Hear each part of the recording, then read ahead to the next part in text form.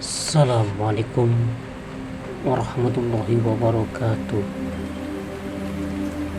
Perkenalkan saudara-saudaraku, saya bernama Samil, akan menceritakan tentang cerita misteri. Judul cerita misteri kita di kesempatan malam hari ini akan membuat bulu kuduk Anda berdiri, yaitu misteri kereta api menuju Bandung. Awal cerita berkisah tentang kendaraan umum yang sudah jamak terjadi. Barang siapa yang sudah pernah menaiki kereta tersebut, pasti Anda akan banyak mengalami hal-hal yang sungguh di luar dugaan.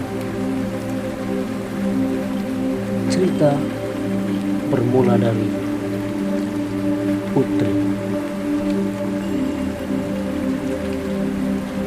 Putri sudah sampai stasiun pada pukul 7, meski jadwal keberangkatannya masih sejam lagi. Ketika menunggu, ia main HP dan sekali mengamati sekitar. Ternyata di seberangnya ada perempuan berbaju putih. Dilihat dari pakaian seperti dia bukan orang sini.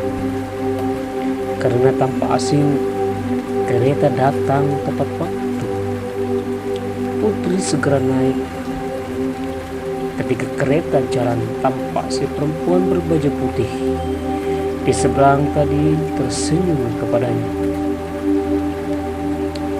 Kemudian masuk ke gerbong 3 nomor 13D. Di situ ia merasa aneh. Gerbong yang cukup sepi. Tak biasanya kereta sesepi ini. Biasanya ramai orang pulang kantor dengan membawa tas maupun koper. Di gerbong cuma ada dia sendiri saat berangkat. Tentu hal yang bikin ia curiga setelah berjalan 45 menit, karena lalu kereta berhenti. Stasiun lalu orang banyak masuk. Anehnya semua mereka membisu. Lalu Putri turun dan seketika lampu toilet mati. Saat sedang di dalam toilet, lampu mati. Ia lalu segera keluar toilet dan bertemu kondektur dan protes dengan lampu yang mati. Dan lebih anehnya lagi, sang kondektur hanya diam saja tanpa ia menunduk dan menyapukan. Lalu Putri ke tempat duduknya. Awal ia duduk sendirian, tapi ternyata di sebelah bangku ada perempuan berbaju putih. Saat itu tampak penumpang lainnya diam saja, meski gerbong penuh. Putri bertanya ke perempuan tersebut, "Hai, boleh kenalan nggak? Siapa sih nama kamu?" Ia menanyakan si perempuan tersebut. "Turun di mana kamu?" Namun si perempuan itu cuma diam, memberikan isyarat penunjuk kanan di depan bibir. Putri pun terdiam. Ketika menuju gerbong makanan, ia lapar. Namun kakinya terasa berat ketika melangkah. Sepanjang lorong, ia memperhatikan orang-orang di gerbong. Ini sangat aneh karena betul-betul sunyi. Sekali kakinya terasa berat ketika melangkah. Tapi mungkin ia berpikir kakinya cuma pegal. Sesampainya di gerbong makanan, Putri pun melihat banyak orang di sana. Saat itu kondektur menanyakan ia duduk di mana, lalu Putri menjawab duduknya. Kondektur heran karena sejak berangkat di kursi itu kosong dan tidak ada yang duduk.